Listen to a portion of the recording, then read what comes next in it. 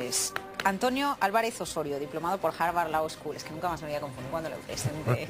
Buenas tardes. Yo creo que ya cuando esté yo jubilado lo va a decir usted bien, doña Laura. Pero bueno, yo no se preocupe, leer, ¿no? Que un día me autopresento y así se la ahorra. Vaya, vaya. Bueno, no, a Copacabana es mi objetivo, lo de Copacabana, pero no hay manera de que algún analista me dé una ecuación inversión-rentabilidad para poder irme a Copacabana, pero cualquier día no estoy por aquí, ¿eh? Carlos Tobías, abogado, buenas tardes. Muy buenas tardes. ¿Recuperado ya de la derrota de ayer? No fue una derrota, yo creo que por primera vez el Madrid jugó al fútbol con el Barcelona y esto, bueno, es una... De tú a tú. Para todos pero los madridistas... Pero lo que cuenta es el resultado, la historia va a pasar el resultado, no lo vi. Lo que cuenta también es el estilo y yo creo que a ver si de una vez recuperamos lo que éramos y entonces que se preparen los del Barça. Pero ya era hora, ¿no? Fue un espectáculo. Después de tantos partidos Fue malos. Un espectáculo, yo creo que todos los del Barcelona, los del Madrid y los amantes del fútbol disfrutamos ayer de un gran partido y espero que sea el ejemplo a seguir para futuras confrontaciones. Eso fue un clásico y lo demás era otra cosa. Bueno. Raúl Ramírez, buenas tardes. Buenas tardes, Laura. No sé por qué se ríe, ni me ha presentado todavía. Abogado y analista económico. También a ver si cuando se jubile ya me sé su cargo. Yo si puedo intentaría jubilar antes y así nos vamos a Copacabana juntos, porque no es mal vale, sitio, ¿eh? Vale, bueno. Ah, porque ya lo conoce. Sí, tengo el placer de conocerlo, sí. Ah. Ya sabe que donde hay sol, allá voy.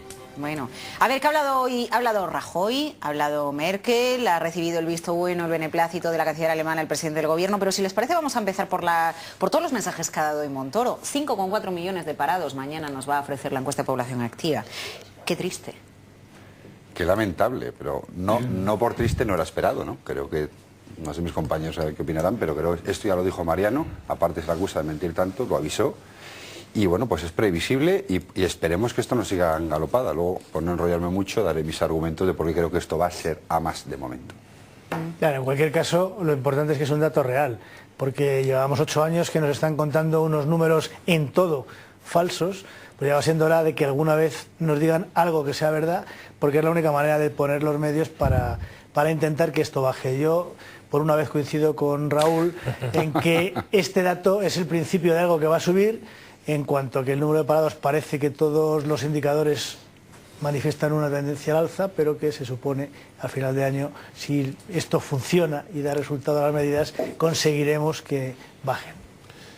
Yo estoy también de acuerdo, pero en todo caso lo que sí es cierto es que con ese dato lo que sí le va a servir al gobierno es para hacer una reforma laboral más profunda. Y yo creo que esa es una buena piedra a toque. O sea, yo creo que debemos enlazar esa reforma laboral que está pendiente y que en 15 días se va a presentar con el dato que vamos a escuchar mañana. Porque, en definitiva, está claro que la legislación que tenemos hoy en día ha generado que se produzca ese dato, ¿no? Y hemos llegado hasta ahí. Y yo creo que una vez que efectivamente se sepa el dato, sea público y sepamos cuál es la verdadera dimensión del problema, yo creo que indudablemente ante esa dimensión del problema hay que tomar medidas muy duras, muy drásticas y en todo caso muy exigentes. Y esa reforma laboral yo creo que es la gran piedra angular para que efectivamente se flexibilice el mercado laboral y podamos salir de la crisis, sin duda alguna. Una reforma laboral que ha dicho Rajoy va a llegar próximamente y se ha felicitado por el acuerdo de sindicatos y patronal. El acuerdo, que es distinto, pues solamente hay un acuerdo en una base, que es el parte de incremento salarial de perspectiva del 0,5 y el 0,6 para los próximos ejercicios. No olvidemos eso. Y luego la adaptación del convenio, los incrementos en convenio en función, en ciertos casos, de la propiedad de la empresa. Pero yo ahora acabo de entender por qué Antonio es amigo mío, hace muchos años. Y lo he entendido en base a lo que acabas de decir, Antonio. Fíjate. Y también he entendido por qué sigo sin entender al sindicalismo español. Tú sabes que acabas de decir justo lo contrario de lo que el señor Tocho ha dicho esta mañana en Radio Nacional. No le he tenido la oportunidad de escuchar. No te has perdido nada. Pues te lo resumo. El señor Tocho dice justo exactamente lo contrario del sentido común. Yo creo que este hombre desde que nació está peleado con la coherencia mental. O sea, yo creo que tuvo una dislexia y continúa en ella, ¿no? El señor Tocho precisamente lo que está diciendo esta mañana es que con los acuerdos que hay en la mesa, que no son más que puntillitos, acuerdos muy determinados, ya no va a ser necesaria una reforma laboral. Primera parte de la entrevista. Concluye tan rotundo y tan coherente como siempre es él, diciendo que lo que tenemos que hacer para reducir el paro juvenil en España es copiar el modelo alemán. Y en concreto, el modelo de formación para el empleo juvenil. No sé qué parte, señor Tocho, usted no entiende, bueno, creo que no entiende absolutamente nada, ¿no? Pero en este caso en concreto, usted no sabe que para adaptar ese modelo, los minicontratos de marras, tenemos que hacer una reforma laboral en este país. ¿Usted cree que entra dentro del ámbito laboral actual los minicontratos regulados? ¿Usted cree que, por otro lado, sinceramente, el problema en España de la reforma laboral está en vincular los crecimientos salariales al 0,5-0,6 y no en flexibilizar el desempleo y, sobre todo, flexibilizar la contratación para que pequeños y medianos empresarios españoles puedan avanzar? Se ha hecho una encuesta a las pymes españolas. ¿Sabéis sobre la encuesta que un tercio de los encuestados a fecha de hoy, con las condiciones laborales hoy, si tuvieran un mínimo incentivo fiscal, contratarían más gente? Tocho, antes de decir estas, entre comillas y con todo el cariño que te tengo, brutalidades, infórmate, hombre, que representas a muchos trabajadores españoles y sobre todo a 5,4 millones de parados, no lo olvides nunca. Bueno, yo estoy de acuerdo en eso, pero es que además es que el señor Tocho se le olvida una cuestión muy básica, que es que Alemania no es España y que el PIB de Alemania y de dónde sale el dinero que factura y gestiona Alemania todos los años no es España. Es decir, es que el mercado laboral alemán no tiene nada que ver con el mercado laboral español. Es decir, Alemania es un país basado en grandes multinacionales, grandes corporaciones con una gran capacidad de producción y, por tanto, por ende, de exportación. Es decir, España tenemos un 80% de nuestro PIB, de nuestro PIB, que lo generan las pymes, y las pymes son pequeñas empresas que todas ellas facturan menos de 1 millón de euros. Es decir, es gente que pone un autónomo un trabajo y da 2 empleos o da 3 empleos. Es decir, en Alemania eso no se lleva, con lo cual no me valen nada todos estos actos retóricos que en definitiva lo único que pretenden conseguir es ganar tiempo. Y yo eso sí se lo pido al gobierno actual, es decir, no es el momento de que nadie gane tiempo. El otro día lo decía el señor Aznar, es el momento de hacer las reformas que hay que hacer. No valen ya las reformas edulcoradas. La paz social a cambio de reformas que no son eficaces para sacarnos del problema no tienen sentido. Es decir, si hay un cáncer de páncreas hay que operar de cáncer de páncreas, no vale con hacer una apendicitis, ¿no? Y eso no nos va a sacar de ningún sitio. Vale, con la apendicitis es verdad que corremos mucho menos riesgo, pero también es verdad que no solucionamos el problema. Bueno, si las elecciones andaluzas fueran este domingo, tendríamos antes las reformas, ¿no? Sí, pero yo el otro día pensaba en eso, doña Laura, y efectivamente tiene usted toda la razón. Pero si eso es así, mire, perdamos un mes más. Si el problema es un problema político, mire, la reforma laboral ni el país se va a ir más allá o menos allá por sacar la reforma laboral el día 27 de marzo. Estamos a 1 mes y medio, 2 meses.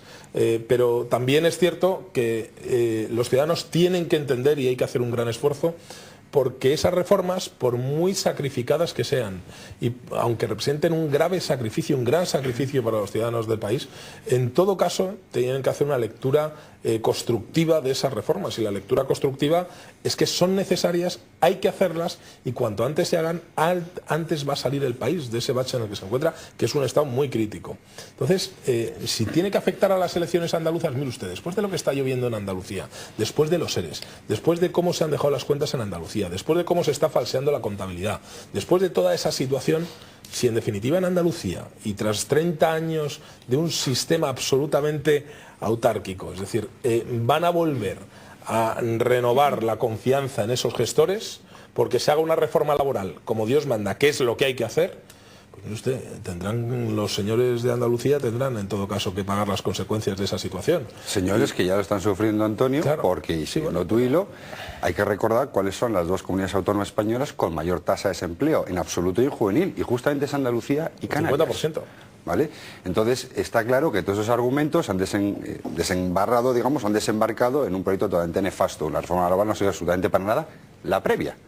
Y sobre todo, siguiendo el argumento de este señor, él dice que el único motivo, la única forma de crear empleo en este país es que a las empresas llegue el crédito. Y digo yo, en parte sí, pero por mucho dinero que llegue, lo que tenemos que es que incluso no llegando ese crédito, que luego lo hilaríamos, porque parece que el señor Tocho no ha salido más allá de donde vive, ¿no? Tiene que mirar fuera Europa y el mundo a ver qué está ocurriendo con ese crédito y si pretendemos o esperamos que llegue o no. Lo que el señor tiene que saber es que somos un país donde la reforma laboral es necesaria por un punto muy básico, que es la poca flexibilidad que tiene el emprendedor y el empresario para asumir o de entrada asumir un coste laboral que no tiene garantía de que pueda en el futuro retribuir, y sobre todo que el riesgo que le lleva ese coste laboral puede quebrar el proyecto al inicio. Por tanto, flexibilice, adecúe a la normativa europea el despido en España, ponga un marco laboral que sea fácil para emprendedores y a partir de ahí incentiva fiscalmente, ya está. No, y haga atractivo, en todo caso haga atractivo la contratación, pero vamos, le voy a dejar al señor Tobías. Yo estoy aprendiendo mucho de reforma laboral, no del señor Tocho, pero en cualquier caso a mí me parece que de Alemania quien mejor habla es Merkel. Y Merkel ha dicho que las medidas que está anunciando Mariano Rajoy para España son las que se utilizaron y las que se usaron en Alemania en la época anterior a ella, que fueron impopulares, pero que finalmente la gente entendió que era lo que había que hacer. Luego a mí siempre me preocupa mucho, pues que sé de ser por la edad que me voy haciendo viejo, que cuando se habla del paro, de arreglar el paro de 5 millones de parados, se habla de empleo juvenil. Y digo, bueno, hombre, vamos a ver. Yo entiendo que el chico que acaba de terminar la carrera o que quiere buscar su primer empleo, quiere un empleo. Porcentualmente, el número de personas en neto que está en esa franja en el paro, y lo veremos mañana con los datos de la EPA, no es el mayor. Es mucho mayor la gente de más de 25 años y la gente de más de 45 años, el bruto de la población. Claro, pero es que además esos tienen hijos de 20 que están buscando empleo. Es decir, si yo no tengo trabajo, mi hijo tiene un problema. Con lo cual somos dos con problemas. Entonces yo creo que el empleo juvenil está fenomenal, yo también soy partidario, pero hombre, hay un núcleo de población mayor de 25 años que también está sufriendo el paro con gran intensidad y que parece que la gente no se habla de este problema. Gente de 50 años que no tiene trabajo y que no lo va a tener. Fíjense, bueno, es una anécdota simplemente. China importará expertos extranjeros cualificados en los próximos 5 años. Según datos de la Administración Estatal de Expertos Extranjeros, necesitan expertos en agricultura, en manufacturas, en servicios, en software, en circuitos integrados, bueno, que necesitan igual que Alemania. Pero igual que Alemania, igual y sobre todo todas las economías emergentes, y es lógico además, por lo que está contando Antonio, sobre todo por el propio desarrollo económico del país, pero sobre todo por poner en cifra, para que la gente que nos está escuchando lo pueda entender, igual que a mí a veces que me cuesta entender estas cosas.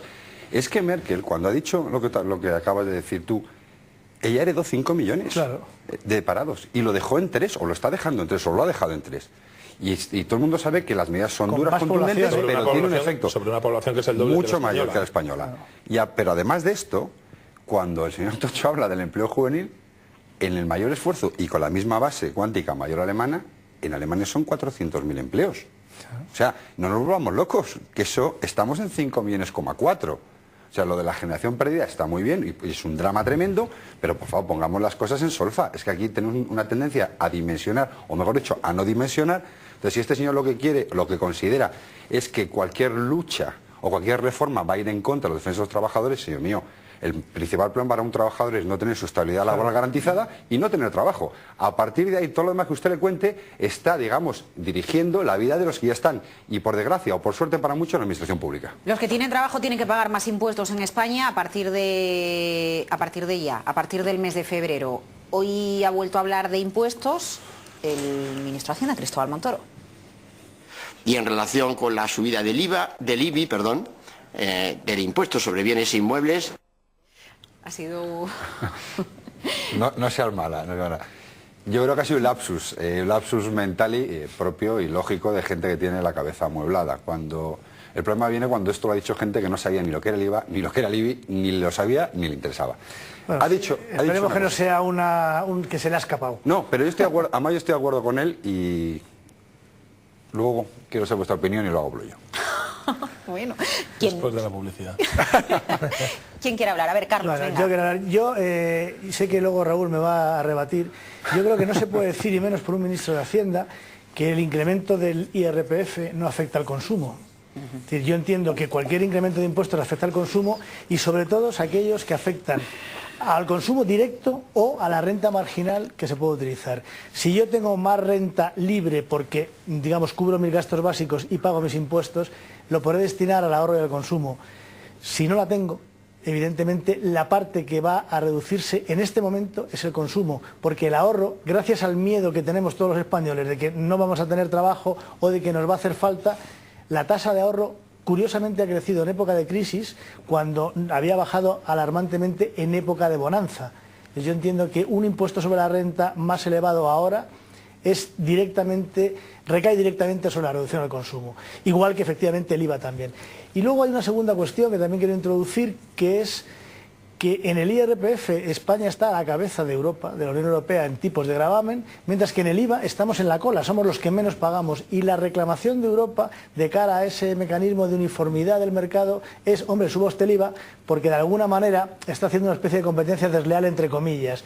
Con lo cual yo creo que la justificación para esa subida del IVA-IBI, que el ministro se confunde sin querer, va a ser dentro de poco, probablemente, Europa nos obliga a subir el IVA. Yo no quería, pero nos obligan. Entonces hay que tener cuidado porque posiblemente esa subida del IVA nos venga de sorpresa a partir del verano. ¿Quiere ya dar la réplica, Raúl? O después de vamos don con Antonio, siempre. Gracias, Raúl. Faltaría más. No, yo creo que el problema no es ese. Hablando un poco, tiene toda relación con lo que estamos hablando, el tema del IBI, del IVA, pero también del crédito que decía Toxo antes. Es decir, eso de que no... Todos los jueves hablamos del señor Toxo. De que no generamos empleo. Un día hay que invitarle. Se ha convertido... No, sí, invitado está, pero... Se ha convertido en un icono, se ha convertido en un icono de la ignorancia, la verdad. Pero... Toxo. Así como va a venir, Antonio. Claro. Sí, no viene, pues debería venir, ¿eh? Es decir, yo creo que una actitud democrática sería, en todo caso, hacer una autocrítica y poder rebatir las cosas que se le dicen, ¿no? Pero en todo caso, decir, estamos hablando de que no llega el crédito a las familias. ¿Qué más crédito va a llegar a las familias? Es decir, si uno de los problemas gravísimos que tiene España ahora mismo es su endeudamiento en el sector público y su endeudamiento en el sector privado. Es decir, si la gente está mucho más endeudada de lo que realmente puede pagar en función del trabajo que tiene.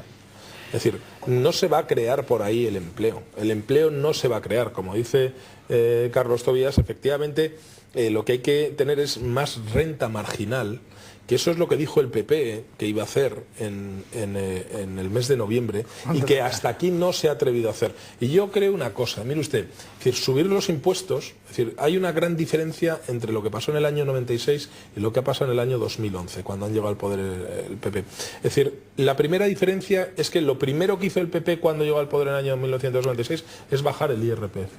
Y esta vez ha llegado y lo ha subido.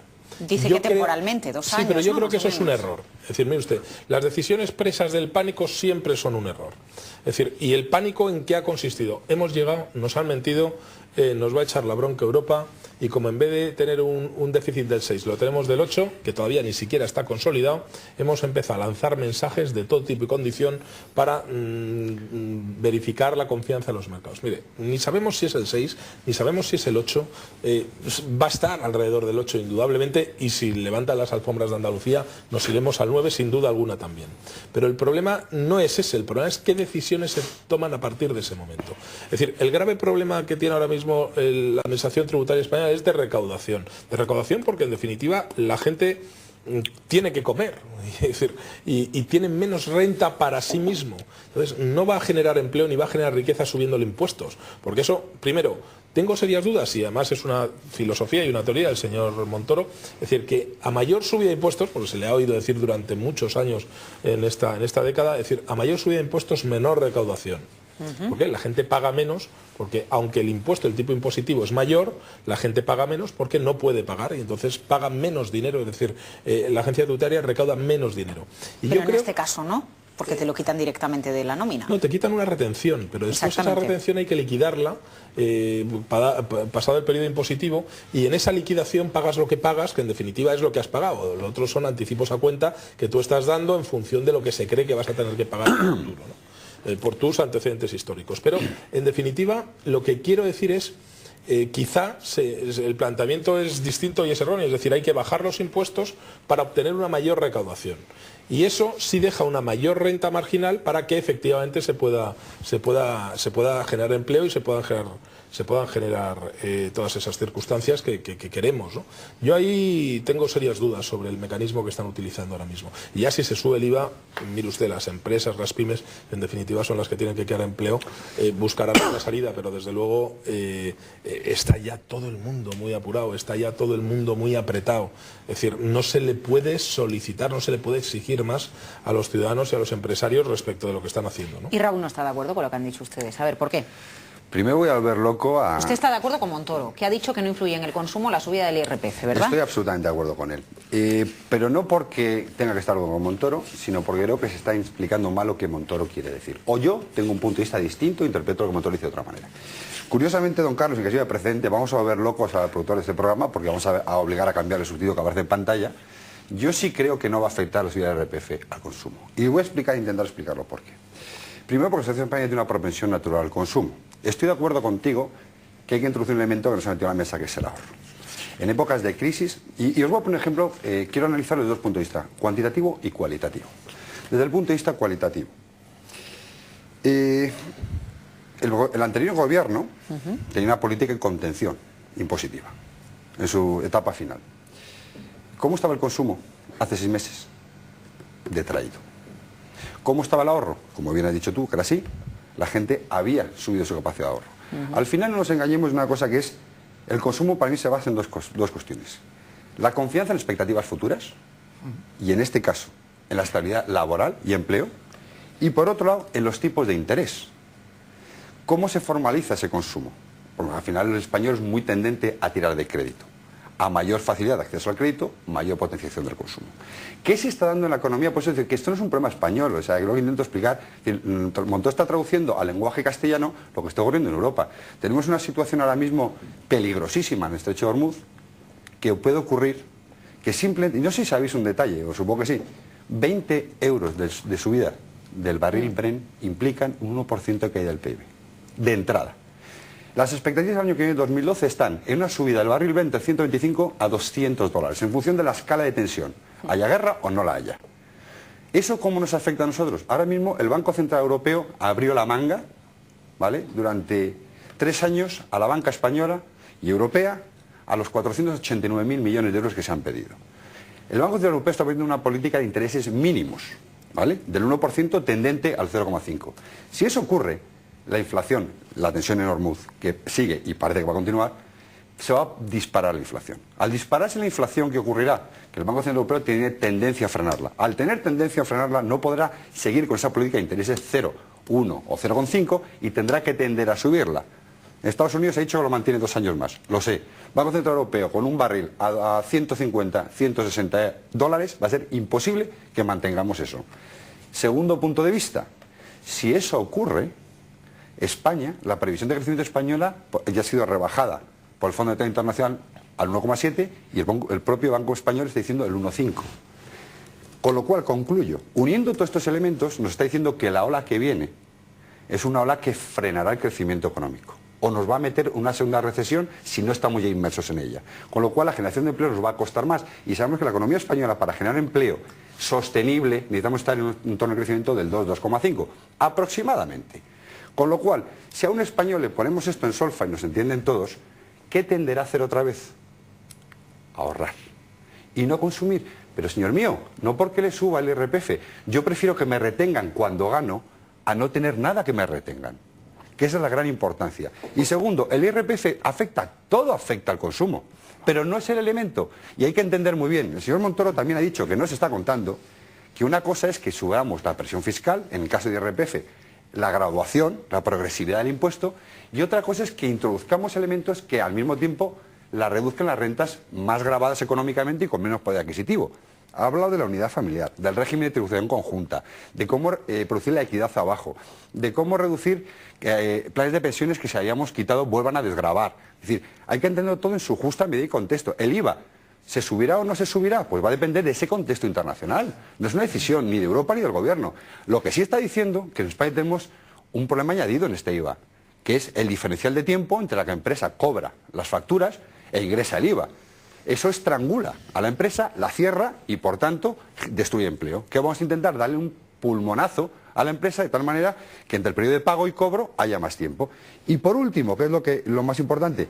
Pues las propias empresas que reinviertan sus activos fijos o reinvierten, repartan dividendos y creen más empleo tendrán reducciones fiscales. Señor mío, todo en su contexto. No digan que porque el IRPF sube, el consumo se frena. Se va a frenar igual aunque no suba el IRPF. A mí me pasa con Raúl lo mismo que con Montoro, que no me convence. No me convence, te has explicado muy bien. Yo el próximo gobierno te voy a proponer para ministro. Tampoco es pero eso. no me convence, porque mira... Pues déjame un par de meses y te lo demuestro. Todo afecta, pero evidentemente en este momento la gente, la tasa de ahorro no la va a frenar porque tiene miedo. Y las expectativas, con lo que tú has contado, además, efectivamente, tanto a nivel nacional como internacional, no son unas expectativas para confiar. Y desde luego el IRPF reduce la capacidad de disposición de la renta. 30 euros menos al mes, 50 euros menos al mes, 200 euros menos al mes, es menos al mes que algunos han planteado dejar de fumar, por ejemplo, ¿no? Quitar el tabaco, que es lo que se le va a llevar de más el IRPF. Hombre, para eso estaría muy bien, a lo mejor que... Pero usted ¿por qué deja de fumar, siguiendo su argumento? ¿Porque tenga 30 euros menos al mes de salario? ¿Porque no tenga salario? De recibir no, pero no vaya por indirectos, lo estoy viendo venir. Doña Laura, yo soy fumador, no vaya por indirectos. Pero siguiendo su argumento, que es brillante, como de costumbre. ¿Por qué deja usted de consumir? ¿Porque le suba el precio de las cosas? ¿Porque no tenga expectativa de estabilidad? ¿O porque de lo que ha consumido Hacienda le recaude un poquito más? Raúl Ramírez, Antonio Álvarez Osorio, Carlos Tobías, ¿no se van a Davos ustedes? No, en Davos ya hemos dado las instrucciones oportunas. Don Carlos me va a mandar a mí esta tarde. Fíjense cómo titula la crónica de Reuters: Europa buscando la fórmula mágica de empleo y crecimiento. En esas estamos. Enseguida volvemos en Cierre de Mercados.